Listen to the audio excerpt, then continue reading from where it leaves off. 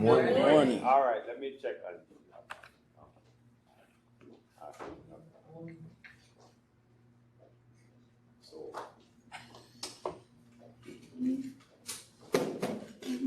Good morning and welcome to Sarah Stevenson's Tuesday Morning Forum. I'm Laura McClady, one of the facilitators, along with Mary Johnson, Winston Robinson, Natalie McGarrett, Saritha Cheryl, Jackie Walton Edwards, Edwards Walton, I don't have to get her name right, who's on her way, and Carlenia Ivory, and Steve Johnston, and Thomas Moore. We'd like to welcome you all to the Tuesday Forum, to Sarah Stevenson Tuesday Forum. And do we have anyone here for the very first time?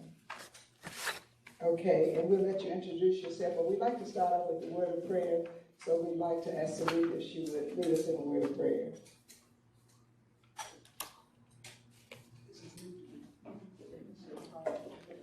I've been trying to adjust to this cane for 2 weeks now.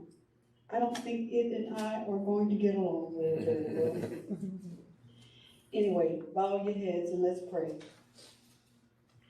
To our Master of Masters, we're so thankful for today.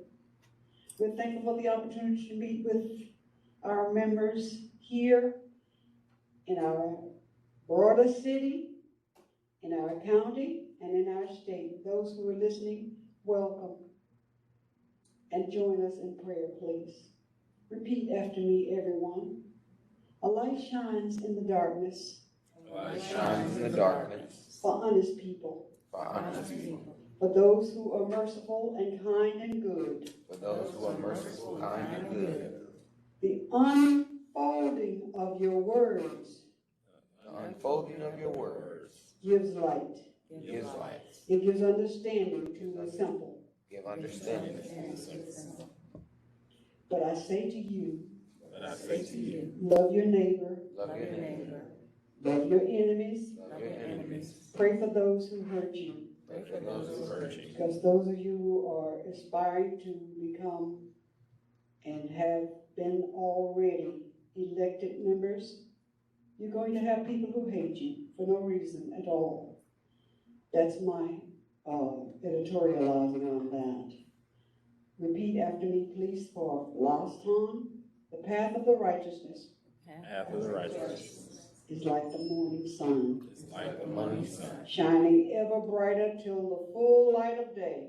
Shining ever brighter till the full light of day. God bless our children every place. Bless our nation. Bless our nation. Bless our nation's leaders. Bless our nation's leaders. Bless our state. Bless our state. Bless our city. Bless our city. Bless everyone under the sound of my voice. Bless everyone in the sound of my voice. Remember our nation and our children every place. Remember our nation and our children every place. Remember our state. Remember our state. Our county. Our county. Our city. Our city. And God bless our children every day, all the time. God bless our children every day, all the time. It's in your son Jesus' name I pray. Let us say together. Amen. Amen. Amen. And just for those that have been here for the very first time, we do have protocol. And what we'd like to do, I'm going to walk back here so we can have our first-time visitor to introduce herself. But we, in particular to you, we, the facilitators, we will be facilitating the meeting, and we are going to have our guest speakers to speak, and they will have time, and we have our timekeeper that will give them instructions of what they are to do, what we expect from you in the way we do our facilitating through the Tuesday Forum. So without any further ado, if you can just introduce us and tell us who you're affiliated with. Good morning, I'm Carolyn Millen.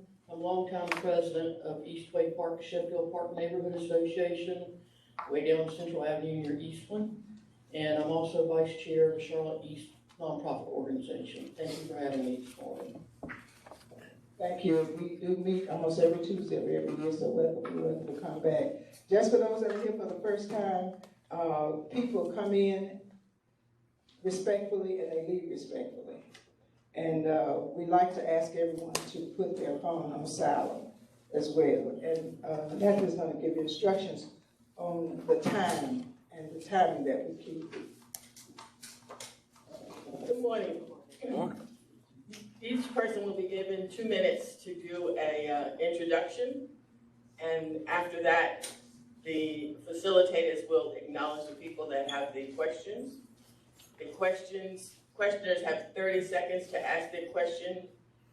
Please, we know everybody likes to kind of explain what they're talking about, but if you could just ask your questions, and then you will have 1 minute each to answer. Oh, sorry. I will hold this up when you have 30 seconds, and this up when you are finished. Okay, now what we would like to continue to share with you is the fact that we have the facilitators, the ones of us whose names are called. We will recognize those individuals that raise their hand first. We try to be as fair as we possibly can, and we will allow them to ask the questions. We usually have a couple of our attendees that usually get their hand up first, so don't be afraid of that because it's usually done that way. But once that you raise your hand, for those who are here for the first time in our audience, we'd like for you to know that we see you and we have all of our eyes are on those that would like to ask questions. So once you ask your question, we do not debate. You ask your question, and I like to ask you to direct the question to all or just one person that you would like to answer a question as the questions are being asked. So keep in mind, people will come. We don't know who's going to end up here this morning, and people will leave respectfully. And we try to keep things in an orderly manner. So with that being said, I'd like to start at this end. If you just introduce yourself, you will have 2 minutes. Of course, if you're in your district that you are representing here this morning as a candidate, and your 2 minutes, you will be timing you just as a reminder, and just pass it on down. You can.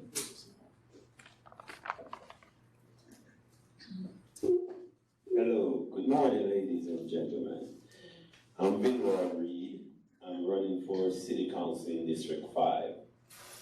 I'm running because I want to create access to home ownership, access to living wage, access for a program for senior citizens within communities. It's time that we have someone who sees those issues as core issues to our community, and that will affect us in a positive and uplifting way. I believe if you pay people right, then you would not worry about creating affordable housing. The pay that you pay people will do so. I believe that you should only have one job, working 8 hours a day so you could go home and take care of your family. I don't believe that you should look for 3 or 4 jobs. I understand, I come from a culture that we like to work a lot, but what that does is tears down what you call your family. It tears down community, because if you're not home taking care of home and other things that it takes to make a family real, you're gonna also not get the time to go to church to give thanks for the things that God has blessed you with. So those are my core issues. Good job, good paying jobs, family time, and also making certain that our senior citizens is being respected and taken care of when they retire and did their part, so we are able to stand here today and this platform saying it's time for change, real change that matters to our community. I'm Roy Reed. I'm running for City Council in District 5. I hope you understand that these are things that means a lot to me. Good morning. Good morning. My name is Curtis Hayes Jr. and I'm running for City Council District 5. As an East Charlotte resident of 20 plus years, I went to middle school in East Charlotte, graduated high school, and now raising my own family. I have a small business where I offer second chance opportunities while employing about 40 to 50 of our constituents of Charlotte. I'm running because I come from a life of a single parent home who's raised 4 kids. I come from a life of having to catch the 9 and the 17 down the East Charlotte to get to where I need to get to work. I come from that single parent home where they struggled to survive and they struggled to provide. I come from the life where my peers need opportunities. I come from a life where my aunts and uncles are getting of age, where they need better opportunities. I come from the life of service. I'm running because I've been in the life of service on the grassroots level for many years now. And now it's time to bring that voice to the city council. We need somebody on the dais who is going to go against the status quo of what we've already seen, plus for many years now. And again, I'll continue to say, if we continue to put the same people with the same agenda, we'll continue to get the same results. Put new leadership, put new mindsets into the seats. Who's going to bring your voice to the seat when they go? If you vote Curtis Hayes Jr., you put yourself in the seat. Thank you. Thank you. Good morning, Tuesday morning breakfast. I am Renee Perkins Johnson, and I am your current City Councilwoman in District 4. I've served on City Council since 2019. I have been responsive, effective, and led with character and truth. I've been unafraid to speak truth to power, and I'm very, very proud of the record. I championed the city's first infrastructure meeting, a meeting in December 2022, where we asked questions about overcrowding schools, lack of traffic, lack of pedestrian safety, lack of infrastructure in sewer and water. I've spoken publicly about the impact of growth on schools. I'm not hostile against investment or growth. I worked with developers. There is a petition where the developer wanted to build 286 units. Rental units, we landed on 132 units for sale. I raised the standard for development in District 4, and I need your vote to continue with that work. I also championed the work for the source of income discrimination. I led the charge that said if a developer gives $1 to the city, then they have to take housing choice vouchers. I've been a fighter on city council. I've challenged the status quo, and I'd like to continue to do that with your support. Thank you.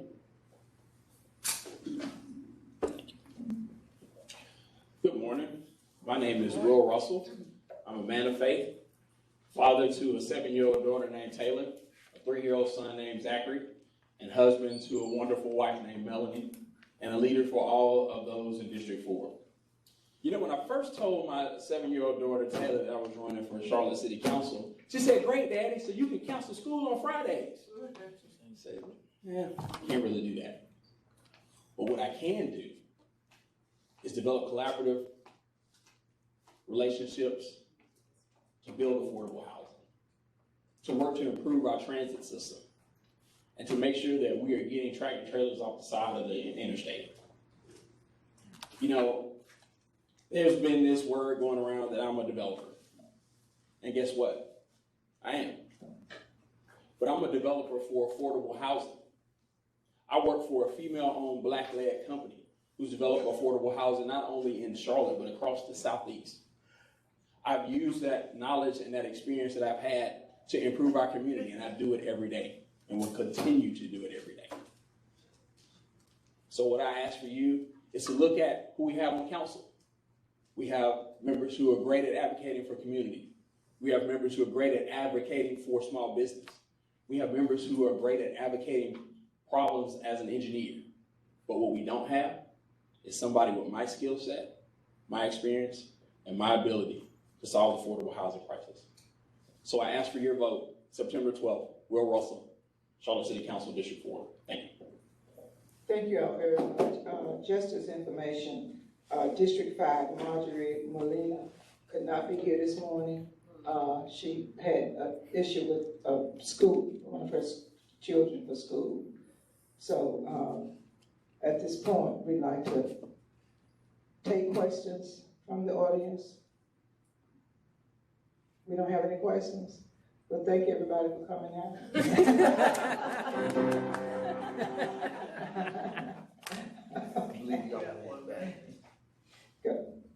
Go ahead. Carrie Nelson. So, Wait for the mic. Oh, I'm sorry. No. We have. No, we have.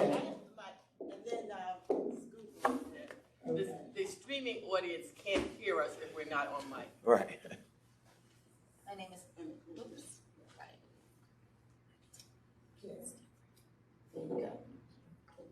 My name is Carrie Nelson.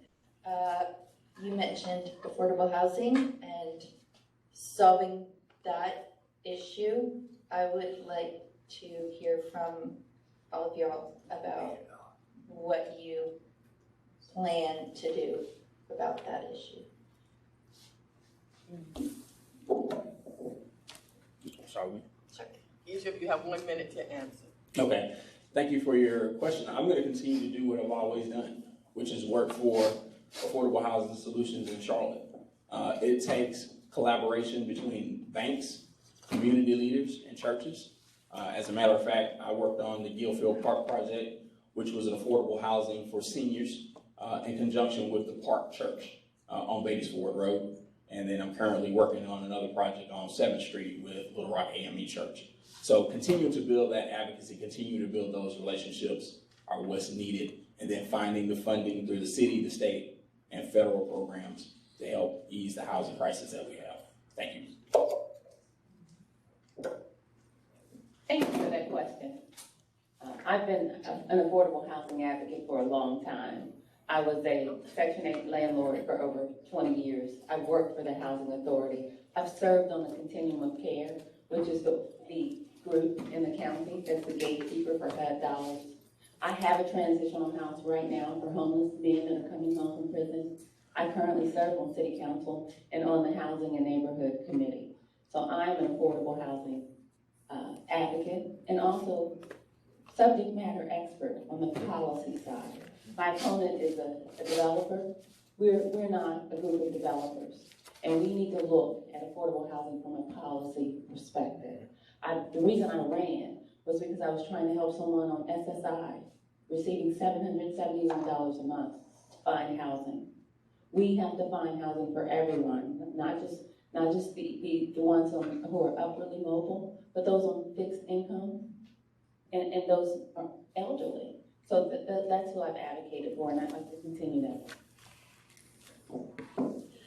When it comes to affordable housing, like Ms. Councilwoman Johnson said, I've been on the end of my mom having problems trying to get housing due to sacrifices she had to make for us as children. When you look at the UDO, when you look at the plan, the 2040 plan, we have to continue to revisit to make sure that policy is in there that protects the constituents. Also have literature where they can understand how the 2040 work and then how the UDO hold that accountable. We need people on city council who not only can write the policy, but who can enforce it and hold the individuals whom we are given a chance to come in on that plan, have them adhere to protecting our constituents. Within this plan, within the UDO, within affordable housing, we are creating a lot of avenues for builders, but we're leaving our constituents behind.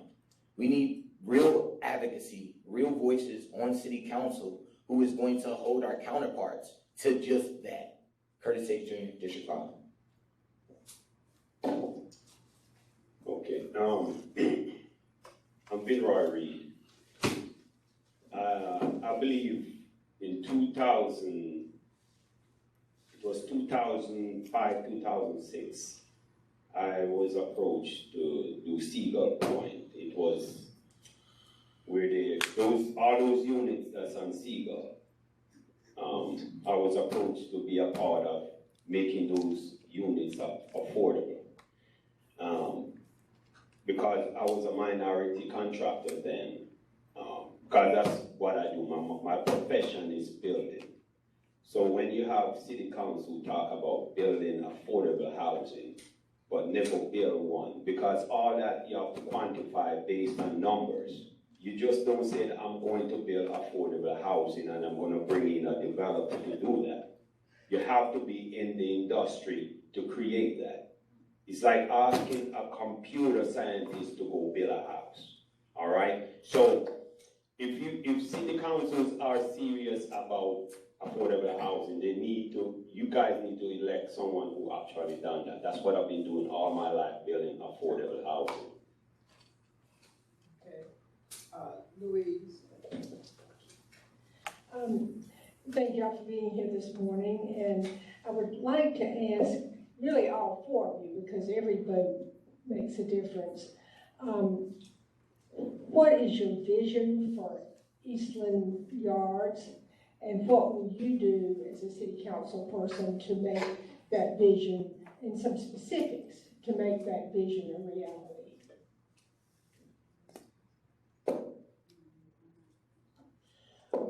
Being that we're running for District 5, Eastland Yards has been a problem for years. We just had the opportunity to really stand behind the East Charlotte constituents, which we chose to divert from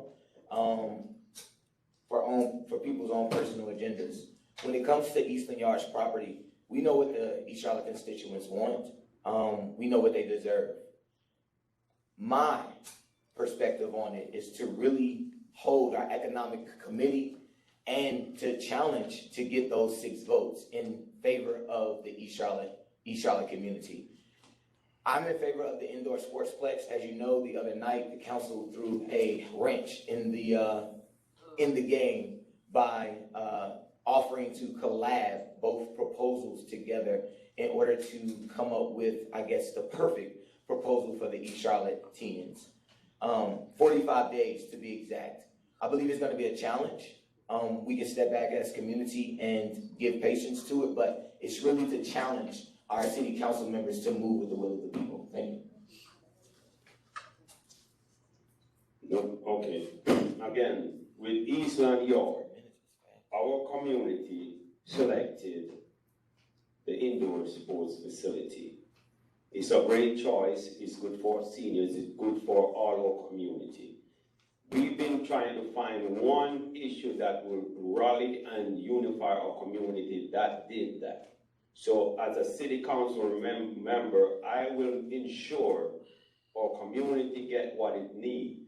No one will kick the can down the road 45 days after the election so they can get elected, so they could go ahead and give someone else what they want, but not our district. So it's time that we wise up and make common sense voting this time around. Vote for me, and I will ensure that that district get what they need, which is the indoor sports facility, not a byproduct. What they need is what they get. Yes.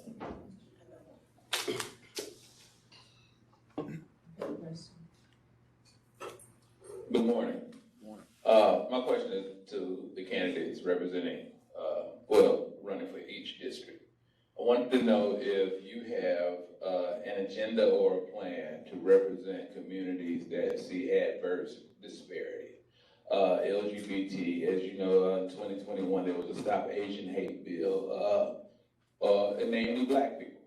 If you have a specific agenda to address the disparities of communities that have been historically underserved or marginalized.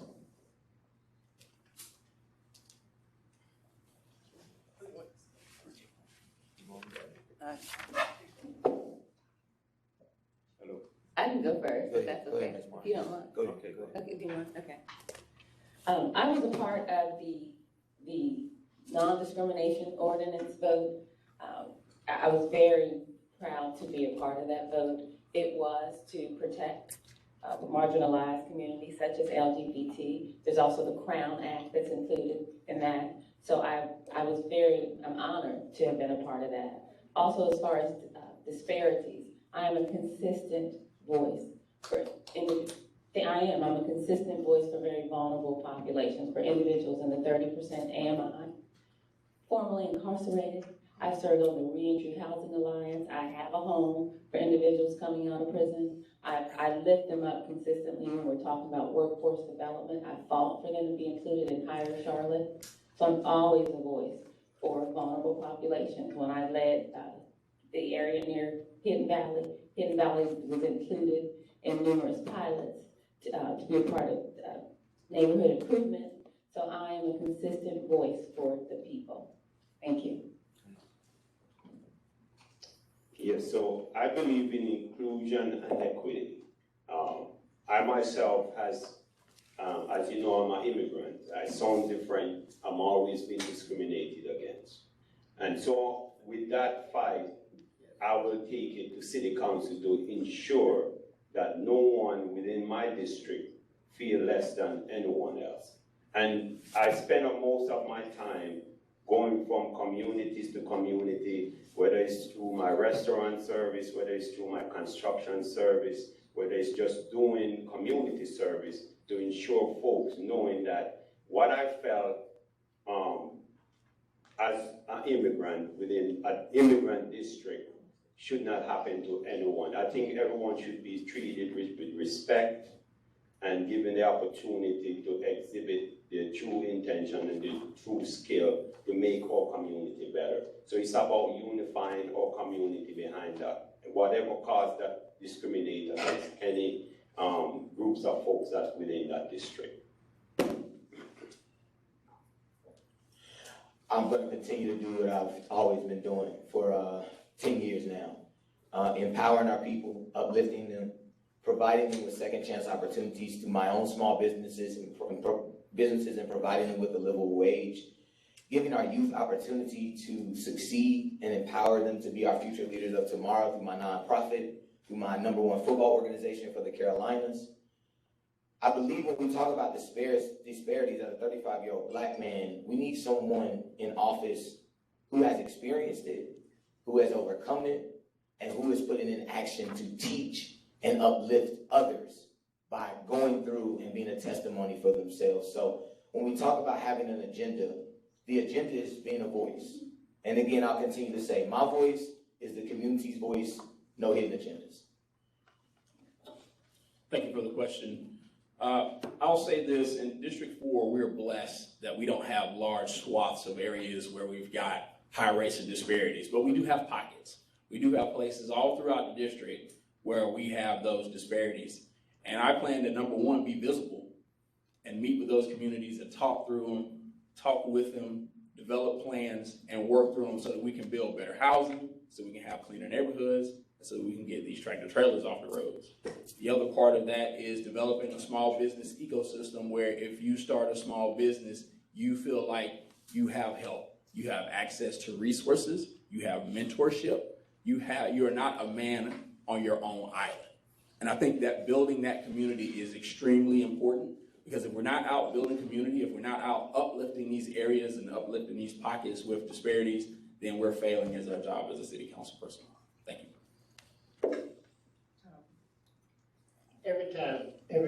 Tommy Robinson, every time a politician come in here and they talk about affordable housing, what is affordable housing? Affordable for, affordable for John Bell would be affordable for me.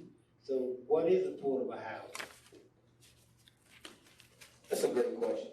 I think affordable housing in the eyes of the city is that just of the city. They set their own standard, they set their own price, and then they come back to us like their numbers is good for us. When we talk about affordable housing, again, we need real affordable housing that senior citizens can access, that single mothers can access, that injured veterans can access. Right now, the standard that we have for affordable housing doesn't even meet the 30% AMI that she talks about. And I think Ben Copeland says this a lot. The average median income has literally doubled from $200,000 and some odd $1,000 to $400,000+. So when we talk about affordable housing, that is the policy and that is the literature that we need to write to ensure that we are providing actual livable affordable housing for our constituents. You mean the average house price? Yeah, Okay, you said- I'm sorry. Okay, Average you house may price. want to clarify that. Average house price, my apology. Okay. Affordable housing can be defined as spending no more than 30% of your income on housing. So that's what we strive for. I fought for 34 units that were going to be $400 a month. And that was voted down by council, but I fought. And the reason that it was turned down is because the developer didn't follow the policy that was defined. I feel like we're in a housing crisis and we need to be taking extraordinary steps in order to house people. So we need council representatives who are accountable, who walk their talk, and that's what I've done. Yeah, so that's how affordable housing can be defined. And again, you look at those on fixed incomes. We need housing for those individuals on fixed incomes, not just, when you look at the average rent, what is it, $1,500 for a one bedroom or so? So we need council members who are going to remember those in the vulnerable populations. And thank you. So as we mentioned, affordable housing is really how much of your income can you pay to be housed. And as we've seen time and time again, we have a number of low-wage earners who can't afford not only affordable housing, but can't afford the rents in order to have some place to stay. We need to work to continue to invest in job training and job placement, make sure that we're getting people the skills, and work to raise some of these wages so that they can start getting ahead. When you're looking at affordable housing, it is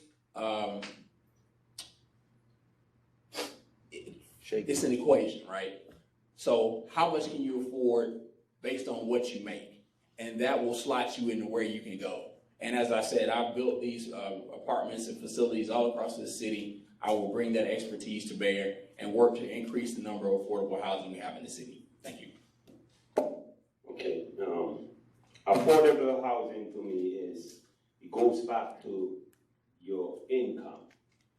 You have a lot of corporations that move to the city. The city gives them millions of dollars, but they never negotiate any wage increase. So you have inflation, you got rent increase, but you have no income increase. So it starts right there. So if you want to fix the problem, you have to go to the root of the problem. When I moved here 30 years ago, I was able to rent a 2-bedroom apartment for $600. I was making $2,400 a month, right? I could afford that $600. So if you're gonna increase rent, if you're gonna increase housing prices, then you have to go and renegotiate how much you pay your people to work for you. I think a lot of times we are talking about all these other stuff and not going to the root of the problem. The problem is we need living wage. Calculate the wage base and the inflation. Time. Okay, and I failed to remind people that are here this morning that we do have another listening audience, so we have people that will be texting us questions. So, at this time, I'm going to share with you one of the questions that have been asked. And this is really just for Ms. Johnson. Ms. Johnson, it's understood that you used to work for the city. Mm-hmm. And you, since you left the city, whether you were released or you resigned, why did you decide to run for city council? I ran for city council. Like I said, I was helping someone find housing, and they earned $771 a month, and trying to find them affordable housing. He also had a felony record, and it was nearly impossible.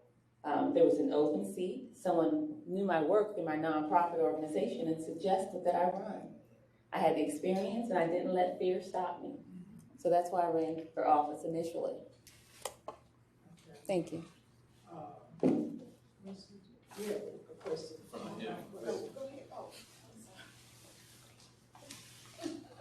This has an online question as well. This question is from Faith Triggs of Habitat Charlotte. If elected or re-elected, what would be your one specific signature piece of legislation or accomplishment that you will be identified by? Specifics only.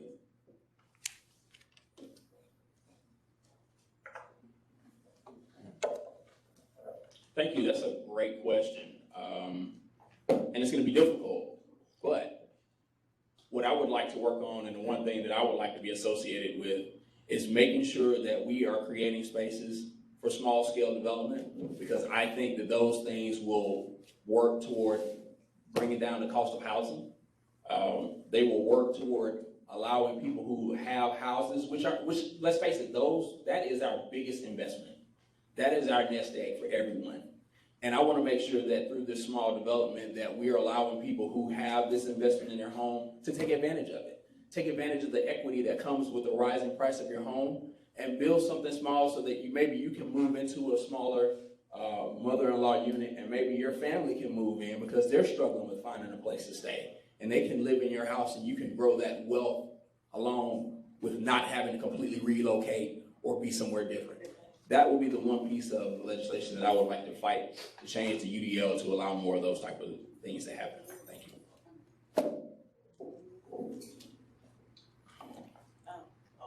Go ahead, I'm sorry.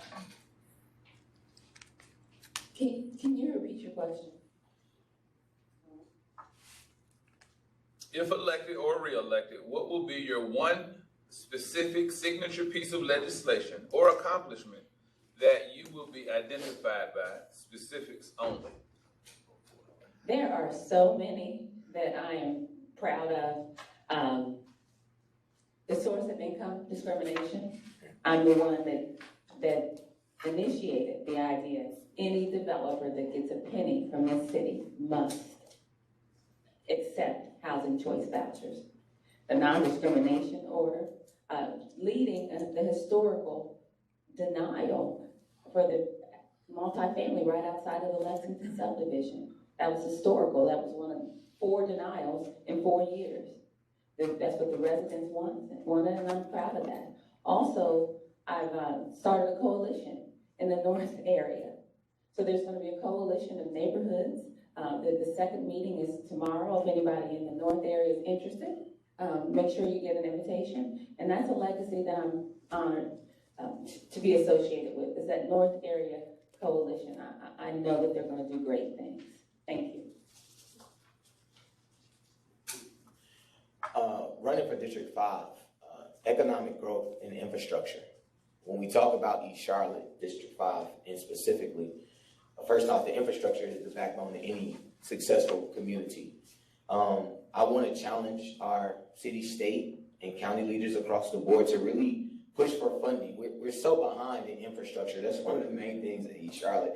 We are decades behind in infrastructure in East Charlotte, which is, by the way, where our working class majority lives. So the disparities of that is forcing this single mom to have to drop off her kids and go down one-way roads to get to work while rushing. Or like I said, the soldier who got injured in battle, who don't have any ramps or any sidewalks to travel while they're at home alone. Or our youth in East Charlotte, FEMCO, we're building a park out there, but we don't even have the sidewalks for our youth to travel safely to get to the park. And again, economic growth. We know the small businesses are the backbone of our community, so really pushing the economic driver to bring in outside dollars to East Charlotte community. Thank you. I'll make it very short. Living wage for city workers or county workers, because again, if you pay people right, they can afford to live. One job should be enough. I will fight for equity and inclusion. The only way you get equity and inclusion is paying people right.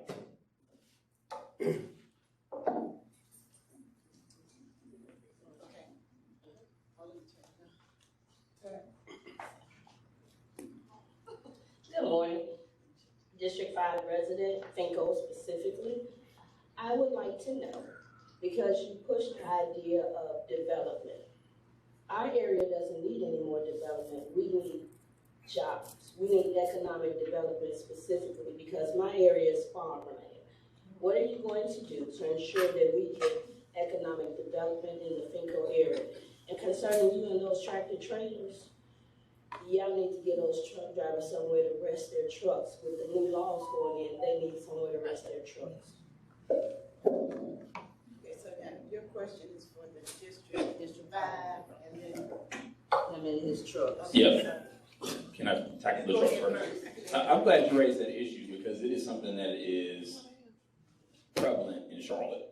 And we see it everywhere, these trailers and tractor trailers that are parked on the side of the roads. And as you mentioned, it's because of federal regulations. Once they hit their time limit, they have to stop. They can't move, and if they move, they're gonna be fired. And those truck drivers are just like anybody else. They're trying to provide for their family. And so what we need to do is work together and make sure that we're not punishing those who drive tractor trailers. Look, there are gonna be more of them, because Charlotte is a transportation hub. So what we need to do is work together with not only the truck drivers, but our landowners. Those truck drivers are having to bring a product from point A and drop it in Charlotte somewhere. Why can't they rest at the point that they're dropping off? They're gonna be there anyway. So let's work to incentivize those landowners to allow those tractor trailers to park there safely and conveniently, so they're not on the street, so they're not open to crime, and so that we're keeping our roads safe for those who use them. Thank you. So, I love East Charlotte. I love my district. I lived there ever since I moved here for 30 years. I'm a small business owner. I've seen the neglect of how the city treat our small business. Like right now, they're planning on putting the train track through Central Avenue. That definitely gonna impact most of those small businesses up and down Central Avenue. I want to make certain that there's some protection put in place to make certain if the city do any development within community where you have small business, there's some type of monies put aside to deal with the impact of that development. I want to see more mom and pop business open. I want to see the new generation having the access to equity in order to open new business on the east side. So I will be pushing our local economy through small business enterprise. You spoke specifically about FINCO and what we can do to bring jobs. As I've been all the way down to the Speedway gas station up Albemarle Road. In all of that area, literally housing is going up like crazy. But if I was when I get on council and sit in that seat, it's about encouraging new startups in East Charlotte and in creating innovative ways to create jobs. You know, far East Charlotte has a lot of development, but like you said, it's a desert for jobs. We have to come all the way into the city or other parts of Charlotte to work. I believe that we really need to implement and adhere to the 10-minute live, work, and play. We really need to make that a real-life, visible plan that our constituents can see. So I will work tirelessly to make sure that that agenda is implemented for sure. Thank you. Can I answer? Thank you. Thank you. I just want to address this a little, both questions. As far as the tractor trailers, I've met with the truck drivers. You're right, we do need to include them in the solution. So I have met with them. The city also approved in the FY 2024 a quality of life team that's going to be riding around and looking for those tractor trailers and enforcing the no parking. We've also added no parking signs on ramps. There was one that was just installed on exit 32 last Friday. So I've worked with the state to make that happen. And as far as the Eastland development, when I championed that first infrastructure meeting, we have all this explosive growth over the last 20 years and have never had a meeting to talk about that cumulative impact. I pushed and pushed for that. We had that in December. And one of the things when you assess, anytime there's a process improvement, one of the steps should be to assess your work. That's all I'm asking for. In that assessment, we might look at the east side and realize there's more room for development. Thank you. Good morning. The new economic development person that the city just hired, for many years she worked for workforce development. And I'm interested in knowing how that's going to work out since she was there for a very long time and not everyone is happy with what happened there. My question though is that several months ago someone came in and mentioned that the city is paying for young people 18 to 24 to attend Central Piedmont free. And I'd like to see if y'all could get back to us about how that program is going. I think it may have come out of housing and neighborhood development and economic development.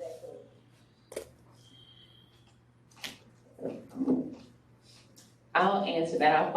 I'll follow up. I know I asked for that program. I wanted to see, we talk about upward mobility. I did. I said that in a council meeting. Can we have a program where graduates of CMS go to school for free? I think where we landed is that city employees go to CPCC for free. But I can double check that. I know that city employees do have opportunities to go to CPCC.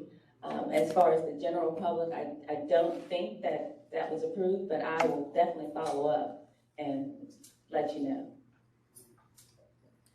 Thank you. Did anyone else want to address that, or it's just for you? Okay. I'm gonna, it's just. I will say that, no, Ms. Johnson, no, that, if there is this program at CPCC, you probably need to get somebody from Housing and Neighborhood Services to talk about who all has come through that program, but it launched 2 years ago. Yes, ma'am. Yep. We had a speaker come in on it. Yeah. I'm sorry, I used to work for the city for a great number of years, but yes, that program started 2 years ago. Mr. Jones, as well as the CPCC president, Ms. Candy, signed that into effect. There are other students that go through that program, and they probably from Housing and Neighborhood Services, they'll be able to give that report. But there is a program for the city of Charlotte employees, as Sheila Simpson, that Human Resources Director started. And maybe at some point we will have them to come. That's the first program. Yeah. Yes.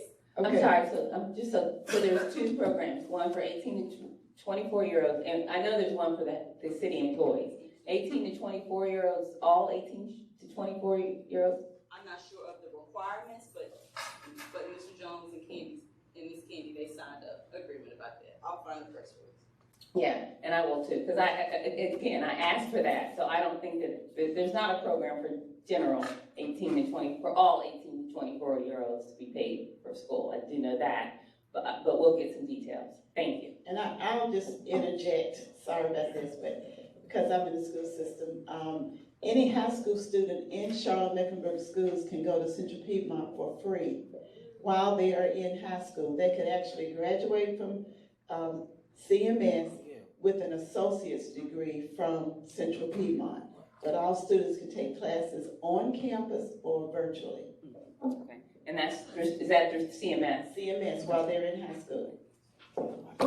Okay, I have another question from online, and because, Ms. Johnson, you're a city council member, I'm gonna ask you this first. And this is in reference to the Hidden Valley citizens, they wanted to have the city to purchase the Econo Motel in their neighborhood for demolition, and I understand that you voted against that happening. And if so, why did you do that? And for the others that are here, the candidates, if you would have just addressed it as to whether or not you would have supported that if you followed that on the city council as that was going on. Unfortunately, I was traveling during that meeting, so I didn't vote on the issue either way, on the Econo Lodge. However, I would not have supported it because I feel like that was a boost in gentrification and spending $6.5 million to tear down a building when there was an organization, Heal Charlotte, doing the work and needed that funding and had people in the hotel, and he's providing supportive service and housing people. So that's where I would have leaned. Fortunately, we approved funding for that organization. We'll approve funding for that organization on the 11th. And I was the one who took the housing manager over to Heal Charlotte to see the work they're doing. So I'm honored to have supported Heal Charlotte and a grassroots organization of Black small business get that type of funding, because it's so hard for us to get a seat at the table. Thank you.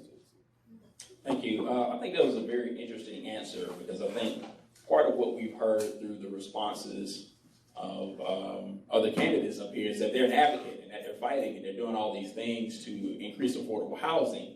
Yet when the time came to demonstrate that, they didn't do it.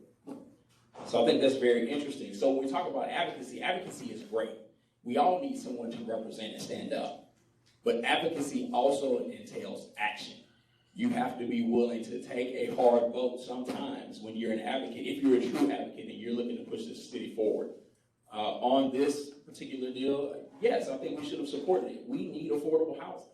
And we are not in a position where we can be picky or where we can pick winners and losers. We need to pick citizens first. So when you think about it, we want sound decisions, not sound bites. Thank you. I'm sorry. I know abreast about it just because I work with Greg Jackson heavily when we are protesting and advocating for equality.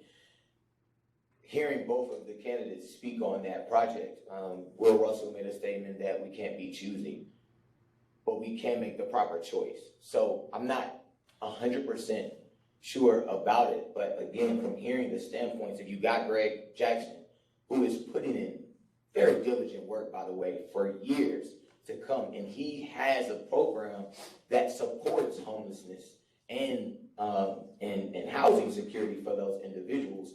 If we have an opportunity to support a Charlottean who's doing that work by way of giving them monies to continue their work, then again, I believe that that was the proper way. If it was another way where, we're going to put $6.5 million again, we really need to step back and see how we're allocating these funds. Are we allocating them and putting them in the right place? Are we giving them to the right individuals who is carrying out the work whom we are putting in policy for? So that's my answer to that. I will definitely vote with Ms. Jackson. Because right now, you need temporary housing for homeless folk. If you tear that hotel down, those folks gonna be back on the street. You have folks with mental illness that need a door behind them. And so, if you have a program in place that could retrofit an abandoned building or a building that can be fixed up and make it a temporary housing for our homeless population, the city needs to be investing in that right now. Get them through that temporary housing, and then you could look at building stable homes for those homeless population. We need to do this homeless issue from stage to stage, and you have to work with people who understand that. So I think $6 million to tear down something is too much. We could use that $6 million to do other things like creating affordable housing for a homeless population. Good morning. Good morning. Thanks for being here.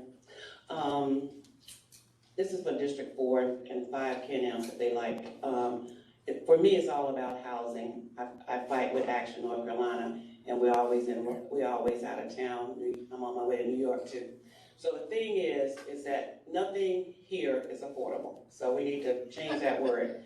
And my problem is, why do we have so many people having leases on these houses, renting, and we want people to own homes, but there's so many houses that's being leased.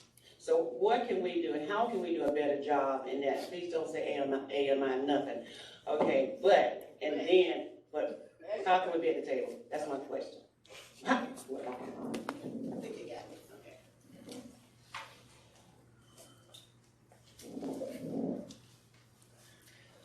One of the terms I like to use is equitable housing. So yes, I'm an affordable housing advocate, but it's equitable also. I want to help maintain property values in District 4, which is why I voted against the 2040 plan, because I don't believe duplexes and triplexes should go everywhere. I'm a former realtor, so location does still matter.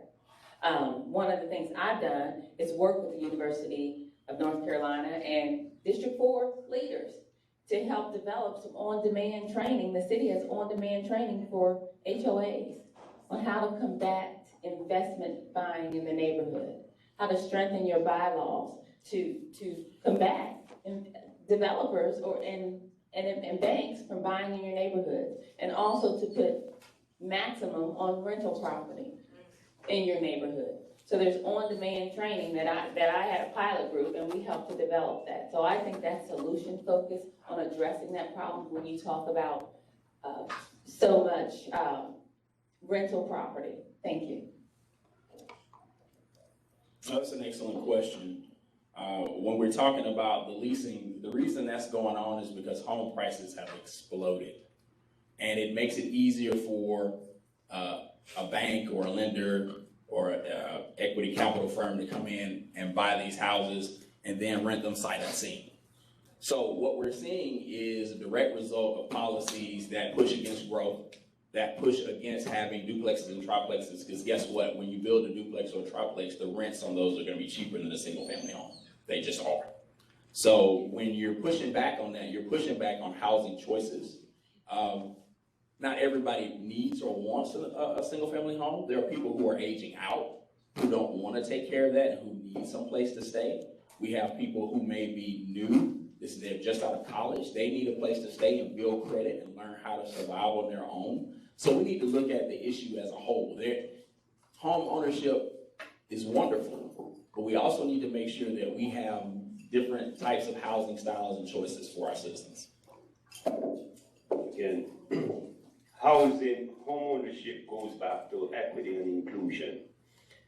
The 2040 plan, all it is a box of tool that was created for community that is having issues with housing. The more you can do with your land to create income, it's good for you, because all you're doing when you have a single family resident is paying taxes, and those taxes goes up. So if you can afford, not everyone can do this, to build a second residence on your house that will afford access to another family to live in the community where you reside and then create income for you. That's not a bad thing. But for all those other communities that do not need to have those multiple units in their community, create a homeowners association, put that in your bylaws to protect your community. Because those laws is already in place.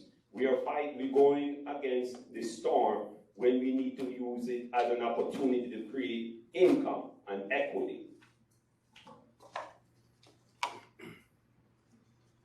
Okay, Mr. Yes, I would like to know what creative solutions, speaking on the Econo Lodge and affordable housing overall, even the most ambitious of people who offer the naturally occurring affordable housing, they're capped to what they can do with the property just simply because of profit margins. You can't really do too much. However, when you see new developers come to Charlotte and become incentivized by building these units of affordable housing, while the people already supplying it by choice are ignored, there seems to be a disconnect between policy and practice. So what creative solutions could you provide to the small landlord who has property that they're leasing affordably, but just don't have the incentive to do things to the property to make it more habitable or attractive? Yeah, actually, that's a great question. So when you think about it, development comes down to an equation. Do you get more money coming out than you put in? So that's where you see the landlords that you're talking about who come in and buy a tract of property and then they put a bunch of units on it because that's how they make money. But then you look at somebody who owns a home, well, how do they take advantage of the equity that they have? And I think the way to do that is allow the homeowner to do more things with their house right now. Right now you're very limited in the things that you can do and very limited in the changes that you can make. And those limiting factors are dependent on your bank and your credit score and different things that are personal. So what we need to do is make sure that we have programs that encourage that small scale development that allows you to take advantage of the equity you have in your home, because that's the way that you can grow your wealth and make sure that you keep an asset that you spent your hard-earned time, dollars, and years to acquire. Okay, so to make it attractive for your local or your small landlord, it's time that the city take a hard look at how do you lower taxes for your local landlord to not raise their rent. Every time that the city raises taxes, your rent goes up. find ways to work with your landlord, your local landlords, our investors, to help them do the necessary improvements, and then give them the tax break to keep that rent in a level where our local residents could afford it. I am a landlord. I've not been able to raise my rent because the elderly couple that live there not able to pay the rent. So I could afford to do that. But there's many folks that do not have that care, right? So how do you get other folks to think the way how I do? Give them a reason. Don't raise the taxes on them so you don't put or senior citizens or family in the street. So that's one way the city could do. Yeah. Thank you. Thank you for the question. Thank you. Thank you for the question. The Great Neighborhoods Committee, we were already proposing to reduce permit costs and incentivize developers and small developers who are willing to build affordable housing. So we're already looking at creative solutions to do that because that's a great idea. Thank you. Yeah, when you're incentivizing the developers for them to build these units that can be affordable and that we can receive home ownership. Mr. Will said something that was good about making sure that we're protecting and educating our homeowners on the equity that they have in the property. I see too many times where we allow the developers to come and buy our black neighborhoods. They buy the properties for $110,000 and they turn around and build a property on it, mansion, and then turn around and sell it for $500,000 or $250,000 or $1 million. So when we talk about, again, what Ms. Johnson just said about putting in those incentives for developers, while putting in those incentives, we need to make sure they 100% adhere to giving us what we want as council, in which why we are incentivizing them to do it. So just adherence to the job and protecting our neighborhoods. Yeah, I've been coming to meetings ever since the 60s, and I don't see representation of any poor people you're talking about. I don't see representation from any group that you're talking about. You know, everybody make decisions for other people, and they never ask the people what they want, you know. Nobody asks poor people what they want or what they need. They always talk about what, you know, how we can solve the problem without even knowing the problem. So can you do anything about that? Go ahead, Mr. Thomas. Does one of you want to, would you like to address that? I can address it. So I work very, very, very closely with vulnerable populations. I have an organization that provides behavioral health services for individuals with behavioral health challenges. And I've been providing housing for formerly incarcerated for years. Yeah, I mean, I'm not part of the 1%. I struggle also. So I'm not sure what representation, but I mean, I understand the challenges of affordability. I think that I do represent families who have challenges and individuals who have challenges. And as far as income, I mean, again, I definitely, council the first year, we earned like $22,000 a year, which is not a livable wage. Right. So. That's not my question. My question is, okay. I come to meetings. Everybody solve poor people problems, but I never see poor people. Do you ask them what they want, or do you ask them what they need? Everybody solve the problems of the poor without everybody solve the problems of the poor, but the poor is not represented in any meeting I've been to. I understand. Well, Yes. well, for me, I ran for office trying to help, because I was trying to help someone earning $771 a month find housing. So, yes, I definitely work closely with those individuals and have asked them what they need. Yes, I would say within my construction experience over the past 25 years, my restaurant ownership for the past 23 years, I've had family comes in and talk about the struggles. I've been to community that is in big disparity. So the way to know about anything is to ask the question to the person who's actually going through it. And that's why I'm sitting here advocating for living wage, because poverty comes through you working all your days and not getting paid enough in order to come out of that poverty. So if you understand, I came here as an immigrant, as a young immigrant at 20 years old, with $1 in my pocket. Today, I'm a very successful businessman because I apply myself and I apply my abilities. And because of that, I want to give back to the folks them that have given me so much. So I'm asking for you to understand, I'm a good listener and I listen to the issues. So I'm here to answer those issues through policies that does matter to the community that I serve. Sir, I understand what you're saying. I come from a life of disparity. I come from a life of constantly carrying on my shoulders to break that, to break the cycle of that within my family. When you talk about the representation for those individuals, I think that's why many of us is up here to run.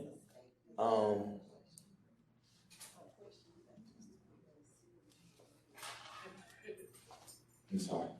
Okay. Good. I'm sorry. My apologies. So coming from a life of disparities, coming from a life of, again, a single parent home who've had tremendous trouble finding living or working multiple jobs or being able to afford a car, I run off of that. I deal with it on the daily. I got 120 kids in my youth organization that don't even have parents. I deal with them Monday, Tuesday, Wednesday, Fridays, Saturdays, and sometimes Sundays. I deal with my own peers whom I've grown up with, who ask me on a daily, how do I get to where you get to? What do I need to do? What actions I need to take? So I'm sitting having conversations with those same peers whom I grew up with in middle school and high school. I'm dealing with those young men whom I once was, who did not have any guidance, who did not have a man to talk to, a woman who just didn't have a mind to offer to them that they could break the cycle of where they come from. So when you talk about who's representing us, I can tell you right now, Curtis Hayes Jr. has been through those disparities and still going through them, and I fight them on the daily, 100%. Thank you. Okay, any other answers? Okay, Ellery. Good morning, breakfast forum. I don't need it. Yes, you do. Oh, I do. Good morning, all. Those of you online and those of you who are in the house. I see quite a few faces, and I'm sure I know more of you, but like me, you've gotten older, you may not recognize me. I am here this morning because, number one, I sent Steve an important announcement that I hope someone will make. If not, I'm going to do it myself. But first, is Sherry Suttles in the building? No, she's not, but please put the mic up to your, put it up to your mouth so that people online can hear you. Thank you, sorry, people online. Sherry Suttles was a county manager here way back when Bob Walton was alive. She's now living in Charleston. She called me this morning and said she's in Charlotte and she'd like to visit Sarah. And I said, well, the Breakfast Forum is meeting this morning. If you want to go, I'll meet you there. I asked her to go online to get the website because I couldn't think of the address right then. But anyway, I am here, and you all are District 4, I believe? At 4 and 5. Whoever wins, I wish all of you a lot of luck in your future endeavors. I do want to make one personal point. Do you remember me, Mr. on the end over there? Yeah. I met him at the Habitat. He helped me with something. And I'm not pushing him over anyone else. I just want to recognize him because I told him I was not in his district, but now we meet again. And good luck to you. The announcement that Steve has is that Sarah will be at our church on September the 17th. Those arrangements have been made.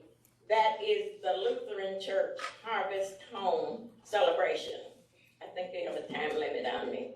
The services will start about 10 in the morning till about 3 or 4 in the afternoon. We want to invite all of any of Sarah's friends who would like to see her and don't have to go to the nursing home to do it.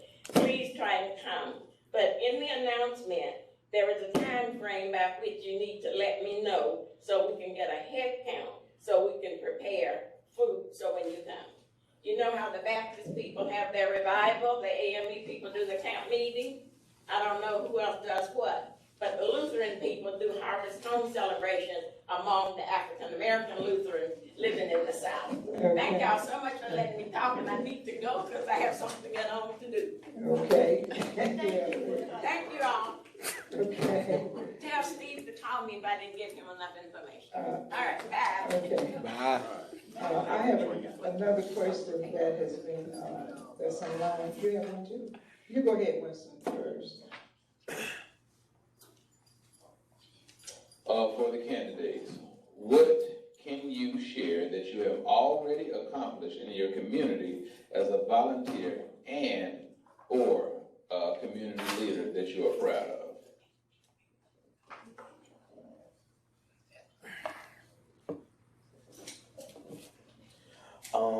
As a volunteer, my work has been to advocate for equality across the board.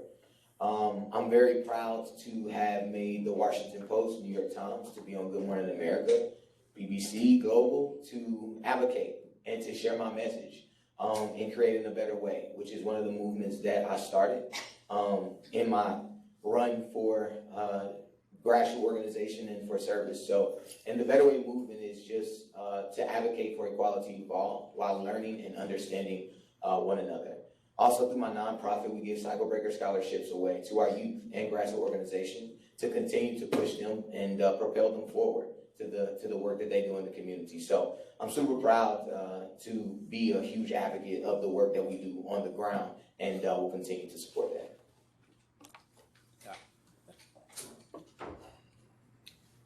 Thank you for the question. Yes. So one of the things I'm proud of is that as a community leader, I work with my community, with elected officials to get the first parklet built in Charlotte in over 40 years. There was a piece of city property that was excess and it was just overgrown and it was unkempt. And so I worked with my community to develop that piece of property to turn it into a park. And then from there, we set up a free movie night, which we've been doing for the past 3 years. And it's free to any and everybody. And we have people from as far away as South Charlotte, from Concord, who come and share that with us because we're doing this for the community. We also work with neighborhood organizations to go back to a point about the poor. There's a trailer park not far from where I live. And I always saw children standing on the side of the road. And so I thought, you know what, there's no sidewalk. They need a sidewalk. And so I was adamant about going to get a sidewalk for these children until I actually went to the community and knocked on the door and talked to somebody there. And the thing that they told me consistently is that the grass needs to be cut. The grass needs to be cut. It's not safe for our kids to walk. And so I got my lawnmower and I cut that grass. So when you talk about being heard, that's how you're heard. Thank you. I use hello? Slide it to the left. Hello? I would say I'm proud of using both my business, my talent, through cooking, through building, to advocate and train young folks to do the same. I'm an outreach when it comes to the community. If you ever call me, you're doing an event, Roy, we need a pan of rice and peas, I'm there. I think for the most part, this city has recognized me in 2021 and awarded me with the Charlotte International Businessman of the Year Award because of those advocacy and community outreach. And that I'm proud of because I'm from the east side I came here as a young immigrant, helped to build the Panthers Stadium, and now helping to build and advocate for my community. So I am very proud of that I was given these opportunities to my community. Thank you.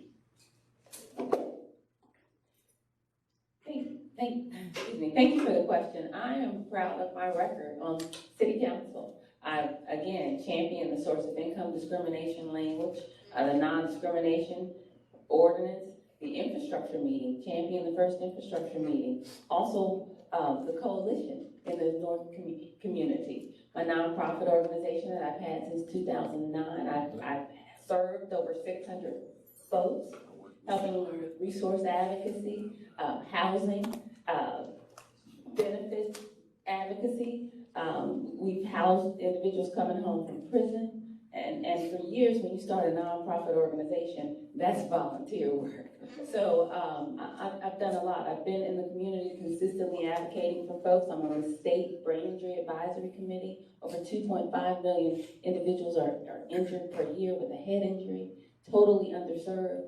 So I've done a lot for the community, and I'm a servant, and City Council just allows me to serve at a higher level. Thank you. I would also like to state that before Mr. Johnson became City Council, we worked closely together, as she is a huge advocate for traumatic brain injury patients. So through my small business and her nonprofit, we were able to hire a couple of those traumatic brain injury individuals to help them with a better quality of life. So I just wanted to mention that as well, as she's been doing that work for a while. Can I add to that? We're talking. Okay, no, that's enough. All right. Y'all love each other and we know. All right. Next question is from Crispin. Good morning. With Central Avenue, to me, being like the most culturally centered street in Charlotte, will you advocate to keep it that way? Because usually with money and new developments, that's usually washed out and you start to get changes and just you lose that culture. It starts to get, that melting pot of America. Everything starts to look alike. Will you advocate to keep Central Avenue just beautifully cultural as it is? 100%. One thing I run off is the embracing the diversity of our East Charlotte community. I've been campaigning and going down those small businesses, that small business corridor. That's one thing that their concern is first off, economic growth. How can we push more dollars into our business from the outside so that we can create a better quality life for ourselves and anyone that we can offer a job to? But also protecting the diversity of that, keeping them in place while enhancing and scaling, right? Instead of displacing and removing. We need to 100% advocate for the diversity of those small business because there's so many down there, Indian, Chinese, Black, African, whatever you can think of is through that corridor. And that's what I think is the beautiful part of East Charlotte and the heart of our district is those small businesses. So I will 100% advocate to keep that exactly the same, for sure.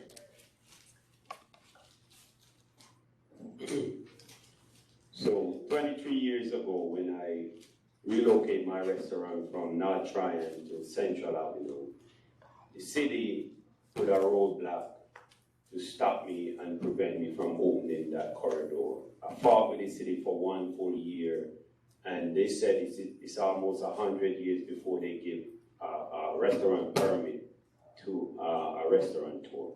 I'm that person who break that back. And since then, we have grown Central Avenue to create and call it the International Corridor. It's because of my hard work and effort and the rest of the folks that have businesses in there. A lot of people don't understand. Mama's Caribbean Grill is what opened up Central Avenue, okay? And I'm the only one left after 23 years. It's because of my resilience and my willingness to fight for what's right for local economy. And I will add more to Central Avenue. I want to see more African American business open on Central Avenue because there's none right there right now but mine. So that's what I will fight for. Okay, did either one of y'all want to address that? I think it was asked about. Thank you for the question. And you're correct. Central Avenue is a jewel in our city, and there's a rich tapestry of cultures and nations and people who live on that corridor. I had the pleasure of serving on the Immigration Integration Committee, and that was one of the things we talked about. How do we keep these wonderful places in place? How do we expand things like the Taste of Charlotte that Charlotte East does? How do we keep our businesses and our homes from all of these different tapestries together? And I think part of that is focusing like a laser on small business so that we provide the resources and the ecosystem for them to not only survive but thrive. And the more that we can support those small businesses and the more we can support those cultures, the better off our city will be. Okay, I have a last question, and this one is basically for you all to just respond to it, but particularly for Ms. Johnson, and she is a target because she's on the city council right now. The Lexington project that you mentioned was passed, but the mayor had to break the tie. And my question to all of you is, and Ms. Johnson, will you acknowledge the fact that you had support from the mayor, and that's what all of you need, is to get support from the mayor, or you ought to work with the mayor to make sure that when there's an opportunity, and how you feel that the mayor will support you as a candidate. So with that project, the Lexington project, and she was the tiebreaker for that, for you, Ms. Johnson. We can ask you, starting with you, does that not show that that's the type of support that you need from the mayor, and will you continue to work with the mayor in that respect? Yes, the mayor broke the tie. The mayor has publicly endorsed my opponent. So I was blindsided by that. The mayor and I worked together for 4 years. There have been many issues that I've agreed with the mayor on, and we've worked together. I'm on council. So that's what we do. But I'm also unapologetic about supporting District 4 residents. I mean, there are tweets that says Renee Johnson thinks the District 4 is Valentine, or the university area is Valentine. Or I've also been accused of fighting too hard for my district or listening to residents too much. So I advocate for my residents, I fight for my residents, but absolutely I work with all of council and the mayor. I mean, I've been on council since 2019. It wasn't until this election that the mayor is endorsing my opponent. So you would have to ask her about that. But I've been one to work with the mayor. Thank you. Okay, and just quickly, if you all can address your support or how you feel that the mayor will support you as a candidate, because all of you all need to work together. I'm a straight shooter. It takes 6 votes to get anything done within the city. We got to work across the board, no matter which district, no matter mayor pro tem, county commissioner, city, it doesn't matter. You need 6 votes. When it comes to the mayor, I believe that she has done great things for the city of Charlotte. I believe that we all have to continue to work together in order to continue to achieve that.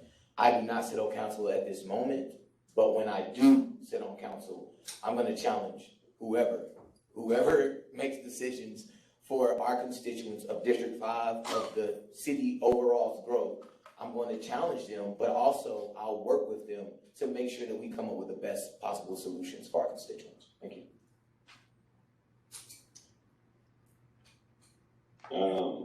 I believe we'll definitely work with our mayor if it comes down to my district needing an agenda fix. The mayor was the tiebreaker on how I got my award.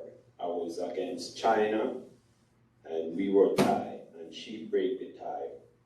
And I want to say this, I have no problem working with the mayor. She is a strong black woman that have done a lot for this city.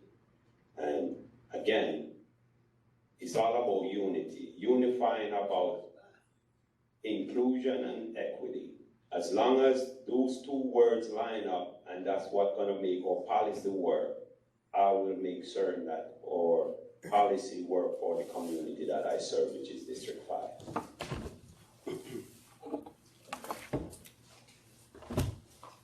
Thank you. Yes, I have a good working relationship with the mayor, as evidenced by her endorsement of our campaign. I've worked with the mayor for many years, most recently on the Planning Commission, where we work to tackle things like affordable housing and land use. And so it's important that, as was mentioned, you have to have 6 votes. Advocacy is great, but if you can't bring 5 other council members with you, you're just a voice in the wind. We have to learn how to be collaborative, but we also have to learn how to take votes that may be difficult for you. We have to be honest, and we have to shoot straight when possible. And there are going to be some things that people are going to love me for, and there will be some things that they probably won't love me for. But know this: every decision that I make will be prayerfully made, and will also be for the best interest of the city at large. Thank you. Okay, with that being said, we'd like to do announcements, and let's give our candidates a round of applause.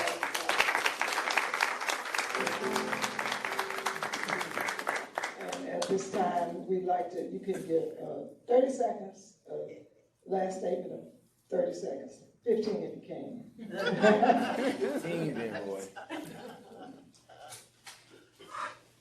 I want to say it's a great delight that you guys come out to hear me speak, and I just want to say, you know me, I know you, I'm one of you. I've been in the district for over 30 years. I've been serving in this capacity. All I'm asking you is to give me an opportunity to expand that through City Council. I have the lip skill, and I want to use it to better and to broaden the scope and how community is looked at and listened to when it comes to City Council. I'm out in the community already. You know me, you know where to find me. Easily accessible. So remember, Ben Rory for City Council District 5. All right. Curtis H. Jr., running for City Council District 5. It's simple. I serve on the board of the underserved youth, senior citizens, the working mom, the working father. We have to put somebody in the seat that is going to be a voice for us. Too often we put someone in the seat who claims that they will be a voice for us, but then end up changing an agenda once they have earned that seat. Do we continue to give somebody the power that they will use against our constituents for the betterment of themselves?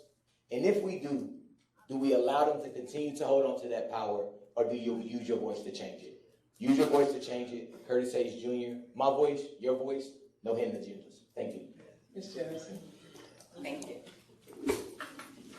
Thank you. I'm Renee Perkins Johnson. I'm running for re-election. I've been on council since 2019. District 4 has a choice. Do you want someone who has continually advocated for them and raised the standard for District 4? Do you want someone who asks developers to give concessions and work with residents? Or do you want a developer who will roll out the carpet for development in District 4? We are a transitional area. We have former farmland. We have 3 highways. This area is highly desirable. You need someone that's going to ask those questions and push for responsible development to maintain property values, equitable housing, and push for affordable housing where in areas where it's necessary. Thank you. In closing, I mentioned that I have been and I will continue to work for the district and the residents of District 4. But we got to be honest. Charlotte is growing, and we've got to address that problem. We can't continue to just stonewall and make small asks and hope that we'll change what's going on in our city. We need somebody to be an advocate. My opponent has been an advocate, and he has a strong record of doing so. But we need somebody who can be an advocate and be effective. And that's where I come in. I want to make sure that we're tackling the development in District 4 by using smart growth. I want to make sure that we're building better quality housing. I want to make sure that we are taking care of our neighborhoods and that we're working together to make District 4 as strong as it can be. Thank you. Okay, thank you all again so much. We do have to leave this room, so if you want to talk to your politicians, your candidates. I had an announcement. Okay, May I make? sure. Okay. I wanted to, first of all, say that we will not be here next Tuesday because of the, election. Okay, that's, and then after that, we'll start the school board. But, I wanted to announce to everybody that Steve Crump, the WBT, his, memorial service is going to be this Wednesday at 6:00 p.m. at University Park Baptist Church on Beatty's-Ford Road. And then there will be another service. The funeral service will be 10 a.m. Thursday at St. Thomas Aquinas Catholic Church, which is on Souther Road. Thank you. And you can look at these announcements as well on, you can make these announcements on Steve, send your information to Steve Johnston. I want to introduce myself. Thank you. Sherry Souls, formerly Assistant County Manager here. And I'm here to visit Sarah Stevenson today. Thank you. I'm sorry I'm late.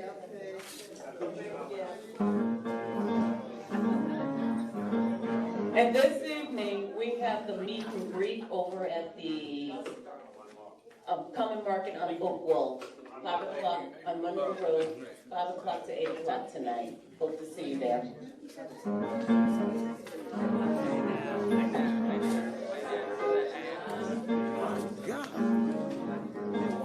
Thank you. Thank you.